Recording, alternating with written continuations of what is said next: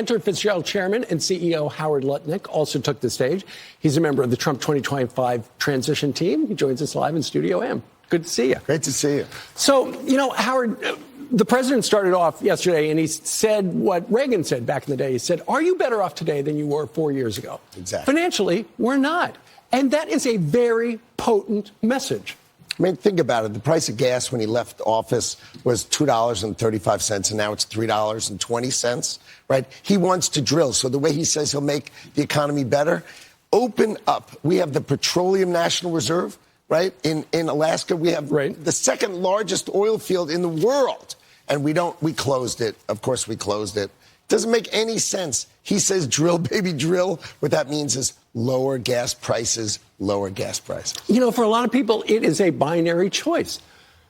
People look at Kamala Harris as a continuation of Joe Biden. She's as vice president, we're going to get more of the same. Whereas Trump, people remember, they've got kind of a rosy remembrance of back in the day. When you look at the numbers, and it's really stark, when you look at the numbers between 2021 and most recently, 30-year fixed mortgage is up 132%. Credit cards up about 50%. Groceries up 20%. Consumer prices up about 20%.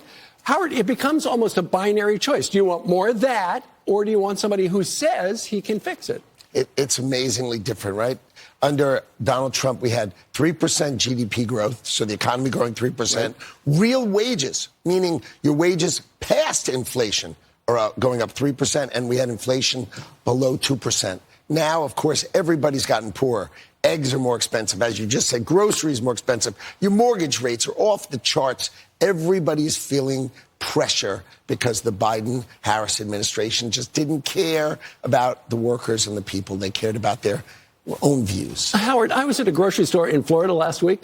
A pound of butter, cheapest butter, was $7. Right? It's crazy. Right now, the lead story in the Washington Post is about how, sensing that he may win, now billionaires and CEOs, you're a big shot, are now talking to Trump, cozying up to Trump. People like Tim Cook is talking to Trump about stuff. The guy who runs Google, President Trump mentioned him yesterday. Because it sounds like they realize, even though a lot of them didn't like him, they're businessmen. And it's like, if he's going to be the president, I'm going to have to deal with him. And so they're cozying up to him. So the president calls me yesterday morning, and I'm just chatting with him because I speak to him every day. And he mentions that Jeff Bezos called him. I said, well, you better talk to him, because the night before I said, play the Joe Rogan. I said to Alexa, play the Joe Rogan Donald Trump podcast.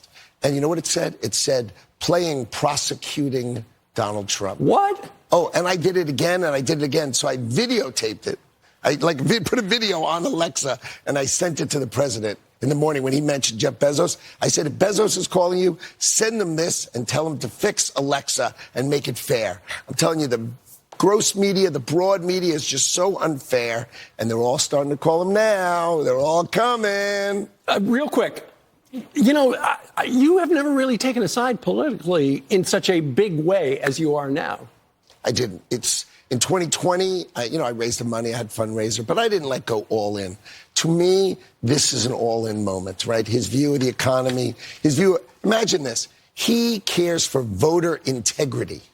How could that be, right? You can't get on a plane without ID. You can't buy liquor without an ID. You can't drive a car without ID. You can't come in this building. Right? But you can't ask for ID in California. It's a crime. The crime is that they're trying to rig elections. He knows it. We know it. It's got to end. This is a fundamental election, and I'm all in for Donald Trump. All right. And Howard Lutnick introed Elon Musk yesterday. Real pleasure to have you on the show today. Thank you. It was so fun last night. All right.